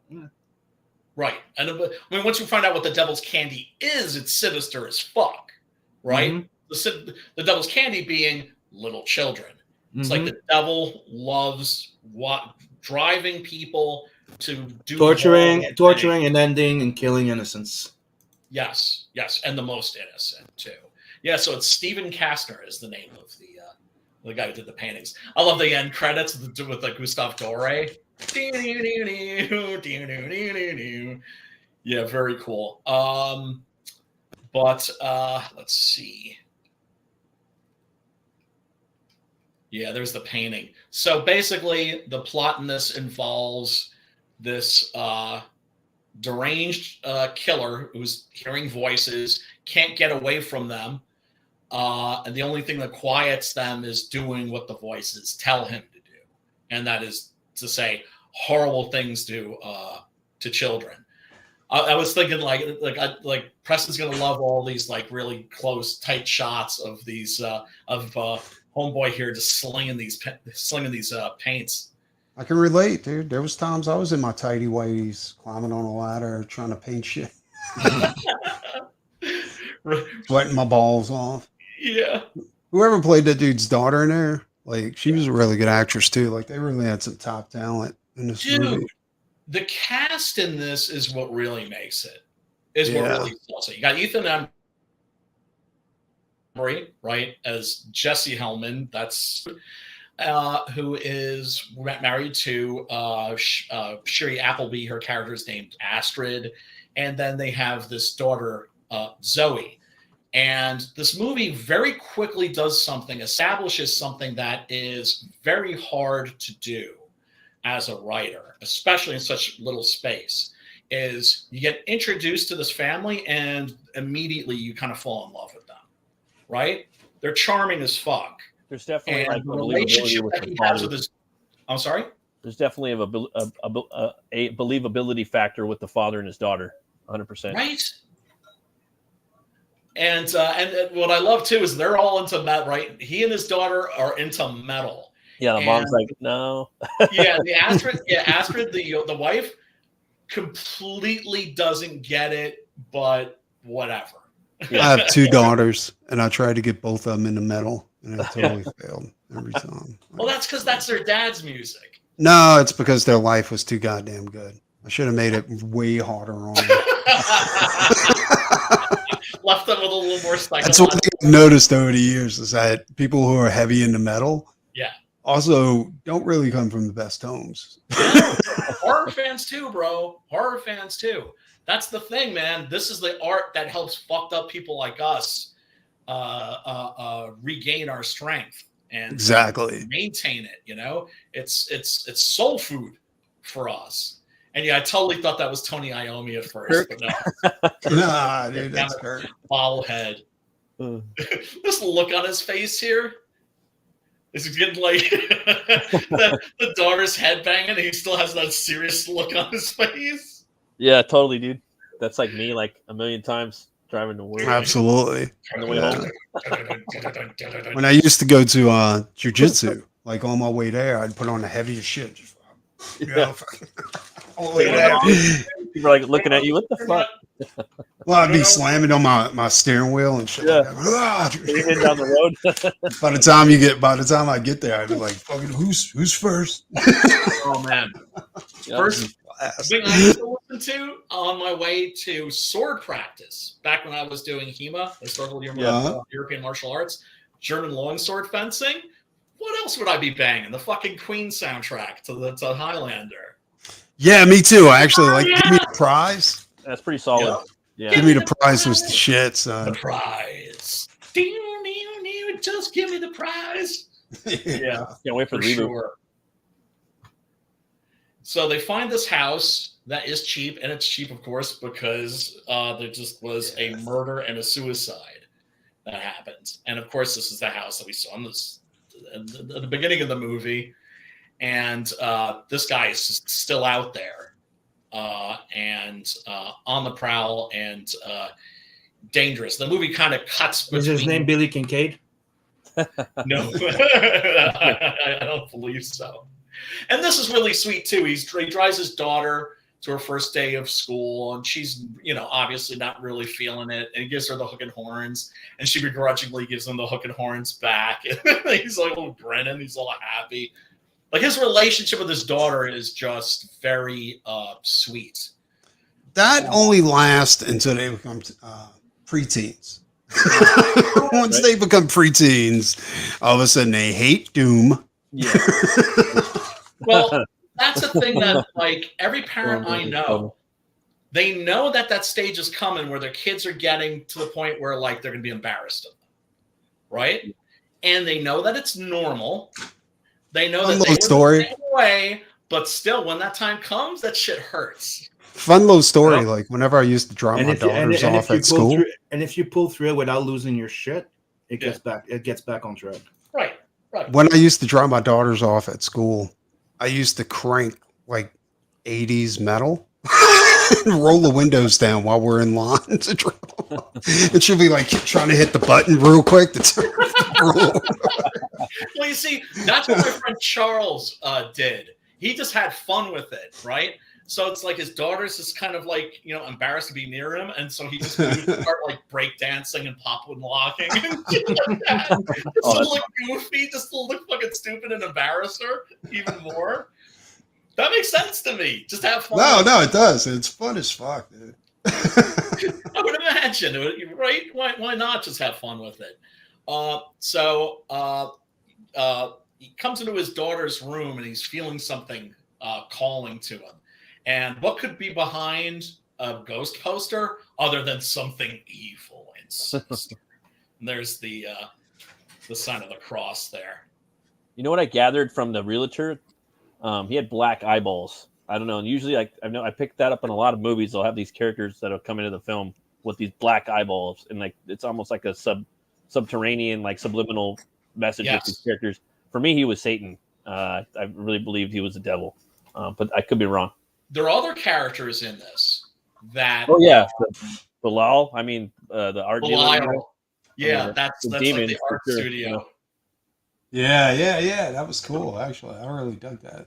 By the way, these are his real tats. Oh, really? Yeah, this is like all the ink that you see that you see him rocking in this is his own ink. I was wondering about that because that chest tattoo is fucking badass. Dude. I was wondering too, like where did the demon come from in the house, if there was one? You know, did you guys get that, or it was just kind of there? I actually thought it was a demon that was forcing him to do this. You did? I thought it was too. It's fucking with both of them at the same time. Yeah. Because how would he know that dude just killed the kid? You know, and he painted the kid's face screaming in the painting, you know, and the energy was coming out of him. He was saying something like that. And you remember when he was walking up after he killed the cops? But he was walking up to the front door, and the dude was looking at him through the stained glass. Yeah, didn't it look like his head like looked like the painting? But a little bit. Just from the trailer, like that's his old home, right? Yeah, it is. Yeah, it is. He's technically going there. They're living in his whole house. So technically, that's why he's possessed. He has the fucking thing that's in him, and the other one being in there kind of connects him to him. So he's technically seeing what the other one's seeing. I honestly think it was just the demon that was making that happen. Right, the demon's making him go after his daughter. Yeah. Right? Yeah, because totally. It's trying to inspire him to create this art, and it's almost like there's some kind of savage bargain that's going on, right? It's like, because remember, he says when he makes that painting, like, I don't remember painting this. This just flowed. Do you remember? I've never had him used before. But you remember that very Catholic people with before thought that if you have talented in arts, it's a gift from the devil. Yeah. Yes. Yeah, but they also thought people metal, of course, which is rock and roll, which maybe really is the devil's music. So for me, I gather it's the town. It's the town. Well, the E chord and the blues scale was always thought as the devil's riff. You know what I'm saying? Like back in the day, like back in the medieval times. You know? Right. And, maybe that's one of the reasons why rock and roll is so awesome. Maybe it really is the devil's music. And when I say the devil, I'm talking about that part of ourselves. I'm not talking about that's incredibly racist of you, Brian, because blues has come about because black people came up with it, and you saying that. Yes, and metal is blues. You're saying that the devil has inspired black people to come up with the blues. Hey, what's his name? Who was the guy that sold and Red Life Matters, okay? Crossroads? Who was the guy that sold the soul at the Crossroads? Somebody help me here. That was Devil Down in Georgia. I mean, no. It was. I know who he's talking about. It was a famous blues. I had his albums. Yes, it was too. And even Nathan Explosion went there and talked to him at Metalocalypse. Oh, that episode is fucking awesome. It escapes me. I'm sorry, man. God damn it! Who was it? It was I want to say in the chat. Help me. Who was the guy that sold sold to the devil at the Crossroads to basically become a? It was a bad deal because I've listened to his albums. Would you guys entertain the theory that possibly the town is just possessed, like there's just demon? Robert Johnson. Yeah, that's what it is. Robert Johnson. Thank you. You're welcome.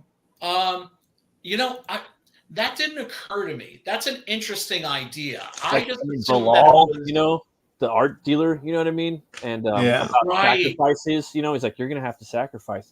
So me, I think it's the town. To me, he knew his daughter was about to get kidnapped. And he was trying to stall him or something like that. You got to get used to the finer things. See, and she's a demon. Yeah, these motherfuckers. Blalock, I guess the town is maybe it's like a part of hell, and the realtor with the black eyes, making the deal, for me, he was the devil, or at least his second hand. I noticed that. That's real for sure. It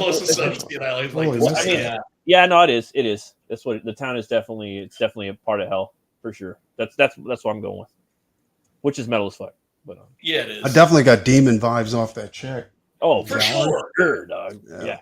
Definitely. Well, it's interesting because at first I'm thinking these are people that aren't demons; they're just down with Satan. Yeah, right. That could be that too. Jaded motherfuckers that are just looking for that next fucking level thrill. And where's that going to take them? It's going to take them towards evil. It's going to take them right to the devil. Yeah, because he's painting butterflies, Well, he says that he's doing that because what's this for? This is for a bank. Yeah. Right? Yeah. Right? This is his. So he can pay his house note. I love how it changes, the metamorphosis of the painting of the butterflies. It's amazing. it's a great thing. And I don't know, man. I almost feel too that like the killer that lived in the house, it's almost like they're an experiment for the demons. This whole movie is an experiment that the demons are doing to create the art. Like, I don't know, it's weird. Like maybe they were around, everything happened to see what would happen. Well, I mean, that's one of the things I liked about this too, is it doesn't give you too many answers. Yeah, that's a good thing, right? Yeah. This is the one case where I'm like, I don't want too many. That's a thing that a lot of, and I think that's why this got some bad reviews. Why this got actually quite a few bad reviews. People to me, it felt like a game. You know what I'm saying? Like, let's see if we can tempt him. We'll give him what he wants. We'll give him the art career he's looking for. Yep. But like the demons, like they set it up with the like going into the dude's head and playing the guitar and murdering his parents, and then going. And he couldn't destroy the painting. You remember that? Like he had the razor right up to it. He was like, couldn't do it until his daughter was like, came back, and it was like, no. Such a good movie, dude. It's like it's a horror movie and it's sad and like metal and crazy, but it's a good movie. It's like it's really good, like Oscar worthy. Like that's what I'm saying, dude. They had a lot of good talent in this movie. I can't believe how overlooked this movie. Completely. And like I always say, I try to pick movies that are like this. Specifically that people have been sleeping on. And I mean, anybody watching, definitely link is below in the description. Go check this out. The other thing too is the original print, the original festival print of this evidently was like 90 minutes. Oh, really? And because we're so used to movies being fucking bloated, this movie has like no fat on it. No, it's just I think it's 85 minutes. Fast, right? Just going. Yep. And so it never wears out its welcome, and it's just tight. I mean, you have like these character scenes, right? But those character scenes are like incredibly important. They're like the large part of the meat of the story. Yeah, they build character quick in here. Like you really get into their heads quick, dude. Quick. Yeah.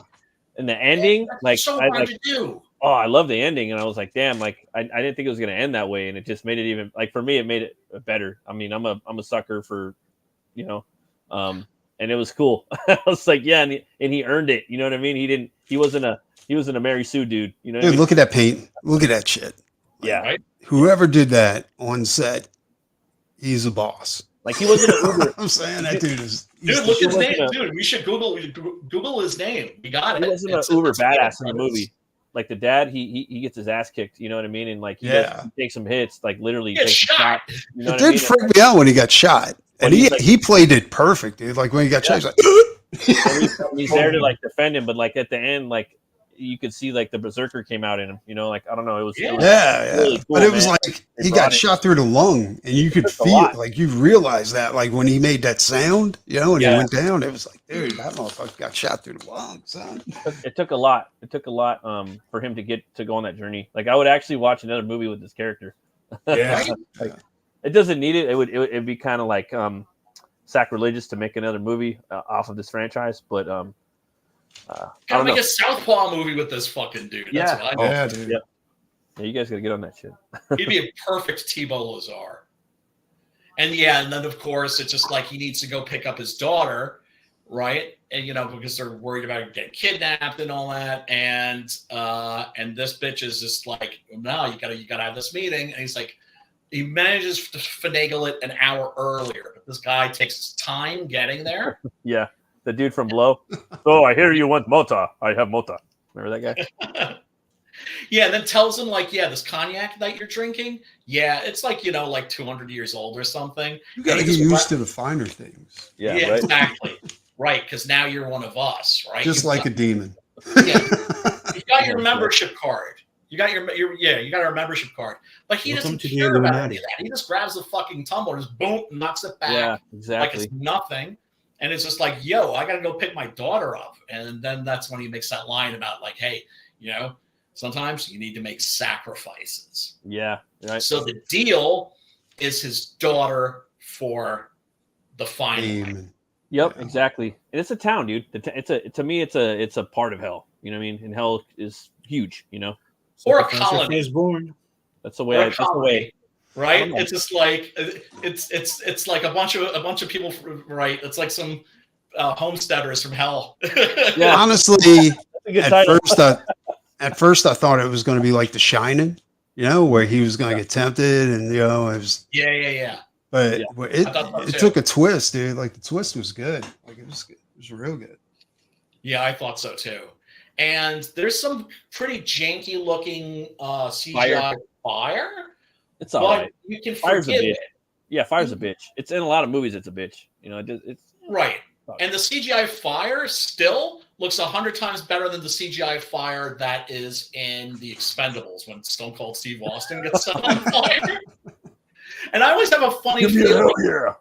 I always get a funny feeling whenever I'm watching a movie and they use fake fire or they're doing like a real fire stunt. Yeah. Like on the one hand, Jesus Christ, you don't want to be fucking burning up people up just to make a stupid movie, right? Why? And but there are people that will beg you to do it, and it just looks awesome. Right? Maniac Cop 2, the end of Maniac Cop 2 on a big fucking screen where he's on fire and he's coming at the camera and he's like reaching in.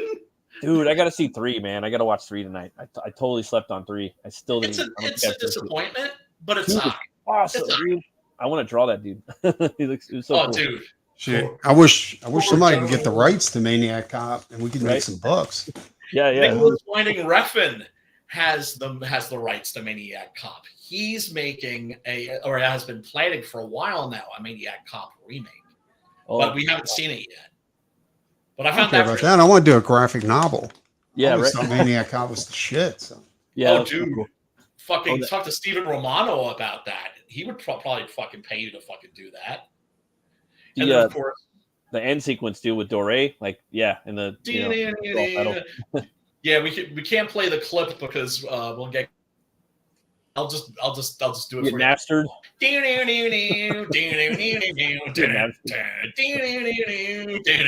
even sing it. You get it.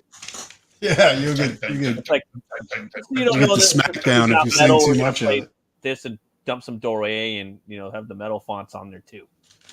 Yeah, and Doré is one of those fucking guys. I seriously, illustrators out there, I can't tell you enough, man. Is one of those guys that classical.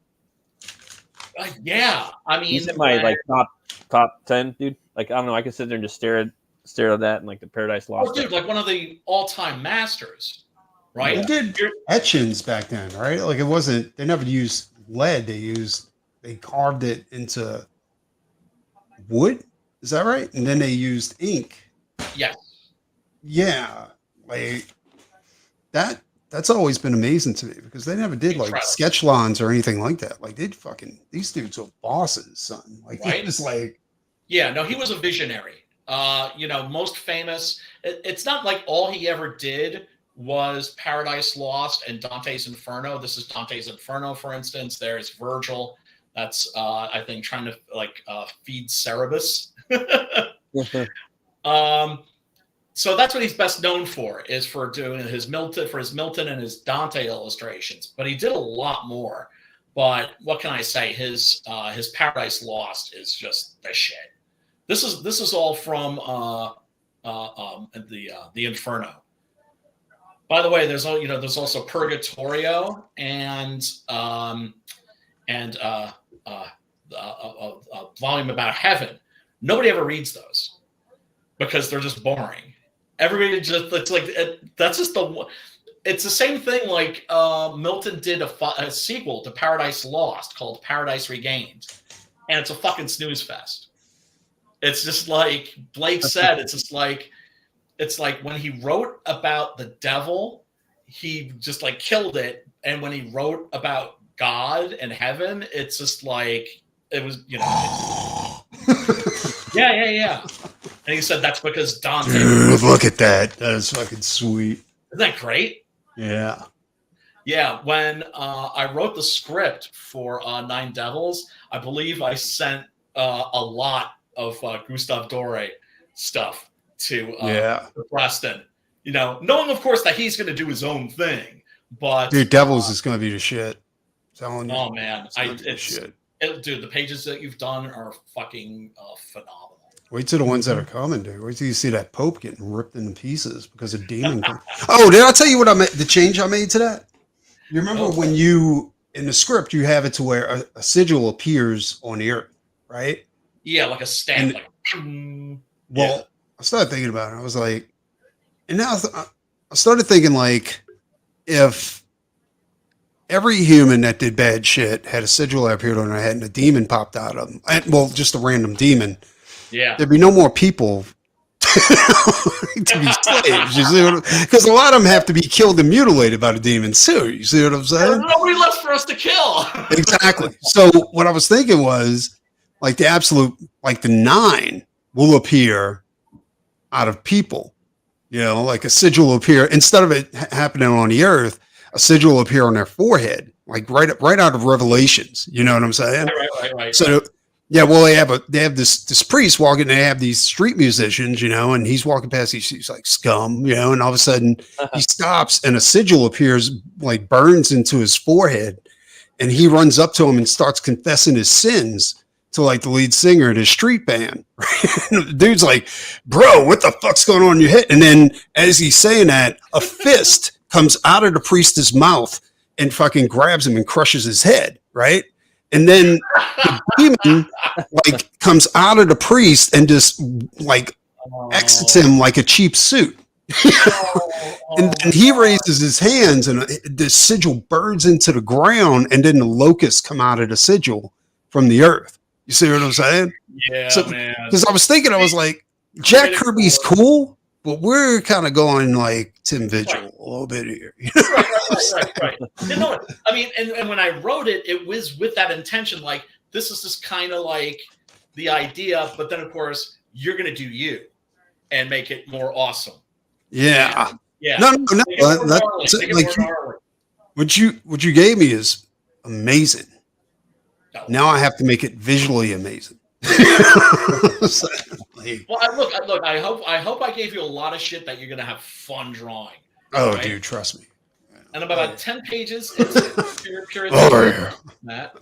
Because that's one of the things I try to do as a writer is I try to make sure that I'm doing my thing. I'm telling a story, but at the same time, you got to think about your artist, and you don't want them stick them with like drawing talking heads for fucking 3-4 fucking pages. I would fucking what's his face, freaking Brian Michael Bendis should be fucking ashamed of himself. We've come to the place. Yeah, this is the trailer, folks, for The Devil's Cult. Where we joke about the idea of the devil, but that is Satan's lie. The devil, yeah, and here he is grabbing that kid that he whacked in the head with the rock. I just kept thinking like, the kid's big older brother ran into the fucking woods to distract us from the reality of who he is. Dude, what tripped me out is that the kid was still screaming when he was walking in there with that saw. Yeah. It's like it flowed through. Yeah. And it's like there's like very little violence in this and like no gore. You see some blood, but the atrocity happens off screen. I'm so sorry. But it doesn't lose any impact from it. No, it's all about the perception of violence. You know what I'm saying? We Like, are his demons on earth. He uses us to carry out his unspeakable deeds. And that's pretty much what Pruitt Taylor Vince's character is, as I saw him, was he was the vehicle for the devil, right? Like there's that moment where Ethan Embry sees what looks at first like it's a deer, and then you see it's not. It's a black goat. It's the goat of Mendes, like this sure stand-in for Satan himself. not just a black goat, but he's got like 4 horns. Yes. We satiate his hunger. Your latest work is wonderfully disturbing. Oh my God. Yeah, and if you want wonderfully disturbing, have you guys ever seen Francis Bacon? That sounds fucking familiar. Yeah. His shit is horrifying. I didn't mean to do this. To sacrifice. He will slither into your soul. Grips you by the throat, dragging you down into the depths of hell.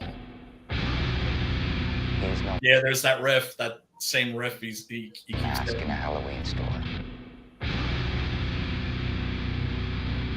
It's just an open A. He's not the devil's note. Right? In the movies. But of course he's doing that to get rid of to drown out the voice of the devil, demon, whatever the fuck it is. Every time I see him, I think of Cage. God damn it. He is an active, violent, personal reality. I keep waiting. I keep expecting Jack Black to pop out. I thought he said that he was doing that because the demon wanted him to play it louder.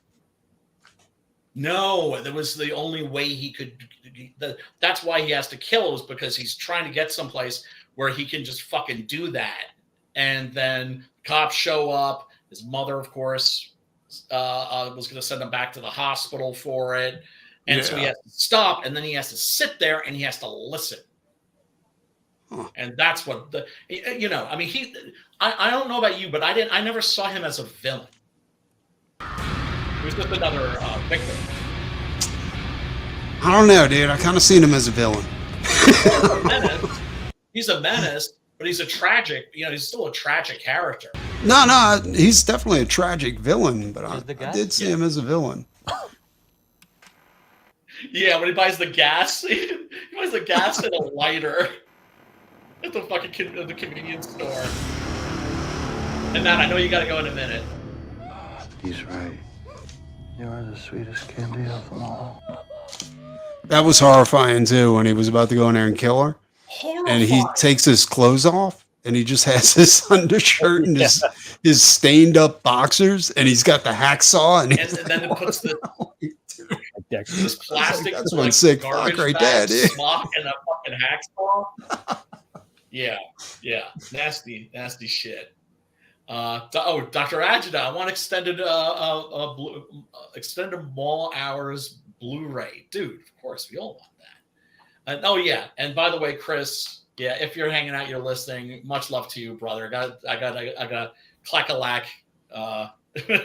Call you up sometime real soon. Catch up with you, Matt. We know you gotta go. Where you going and who you talking to? I'm just going over to my channel right now. We're gonna do the show Open the Gates. We're having on Adam Miller. He's talking about his Iron Age Icons trading card, premium trading card set. Oh my god! And it's gonna be pretty fun.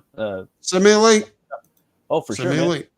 And we're going to be launching a second chance campaign for Butch Lever 2 on Saturday at midnight, which is St. Patrick's Day. So if you guys didn't back the book, now's a good time to get in there. I'm going to have issue 1 and 2 ready to go. We're going to be able to launch on Patty's Day, which would be Sunday. So thanks for having me on, Brian, as always. I got my copies right here.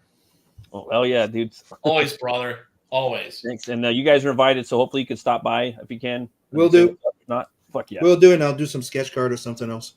Awesome. Hell yeah. That's what I'm talking about. And all right, check out this movie, and I'll see you guys later. You guys have a good one. All right. Peace out, brother. Peace. We got to raid his ass. That's what we got to do. And head over there. Oh, man. So next week is going to be Spaghetti Western Jamboree. I haven't picked a movie yet. If you guys have any ideas, Lucky Luke. Lucky Luke. That's not Italian, bro. Yes, it is. I don't think it is. It's let me check it out. If it's Italian, because it's not in any of my spaghetti western books, and those are okay. It's made, produced, and filmed by Terrence Hill. Okay, but is it shot in Almeria? That you can figure it out. Okay, I'll figure it out. It feels like an Italian movie. Too. Or maybe actually, you know what? There's also the Second Trinity movie, which we haven't done, and then there's the Buddy Goes West, which is the solo Bud Spencer movie. It's fucking amazing. But we'll figure it out. But folks, we're going to call it a night. And before we head over to our brother Matt's stream, Sim, tell these fools where they can find you. You can find me under any social media under Sim Inkslayer. And go check out Tales from the Adverse 2, the campaign. Right now, I'm working on Blood Hunt, the sequel, and the colored edition of 1. Oh, yeah. And Sim, just so you know, I have been working on the script and everything like that. So. You've been going over the... Yes. And I've been finding things. And cool. But that's what's important, that you do find things. Yes. So thanks for my apologies for not getting on that shit right away, but I will be. I'm on it now. And my brother Preston, tell these fools where they can find you and your hell. Which circle? You can at least tell us which circle. What you accept? The 11th circle. They gave me my own little circle to hang out in. Twitter, the Twatter, YouTube, Nikki the Pipe, and the Facebooks. And all the right. Facebooks. All right. Let me do something before we go out. Just a second. Test something. Let's see if it works. Share screen. Because I connected my tablet to my computer, right? So let me check something. Cool. Yeah. And there you go. Here's a little glimpse of what I'm working on. Oh, yeah. Ooh. Hell yeah. Let me blow this up. Sim's getting a little violent. Yeah, you think? Oh, nice. Vincent's like reintegrating. Yeah, look. Yeah, finally we got to see him get his ass whipped a little, huh? Yep. Because it's because some people were saying he was too OP in the first issue, but I was just like, yeah, but this isn't the end of the story. There's a reason. Right. There's a reason why, dude. Stage. You kind of barely survive the vampire, and then after that, it's like I put him in the way somebody I picture this, like it's a bit like Crank or Payback. My entire inspiration for the first one was technically an homage to Payback, so it goes really bad, and then after that, it's him on the path to go in there, and it's one after the other and nonstop. Yeah, and then for the crossover, the Doc Salem Blood Hunt crossover, there's a part where I take away his powers, right? And then they start to come back, but kind of piecemeal, right? Not like like a hero's journey. And he's not liking it. No, because that's the thing I wanted to do. Is I definitely wanted to fuck with him. I definitely wanted. Because that's one of the most important things, is that he's not a whiny fucking cunt. He's not like, oh, poor me, why am I dead? I'm a vampire. Oh no. He's like, oh fuck, I got new skills, new set. I'm the best fucking killer ever. I know. That is the essence of the character. So to him, losing his power is like taking his guns away. Yes. Yeah. Or is Jimmy? Right? He just feels emasculated without them. He's just like I'm just like just a worthless like regular like human being that's still like basically a killing machine, but not able to do all that cool vampire shit. Everybody, you can check me out. Obviously, you're watching me now. Thanks so much. Smack the subscribe button, ring a ding ding on the bell for notifications. Smash that like button if it's not a bother. And you can catch me on the Twitters at Brian Christgau, on the Facebooks at Brian Christgau. I got a pretty weird name, so it's I'm not hard to find, is what I'm trying to say. So until next week, peace, love, and metal.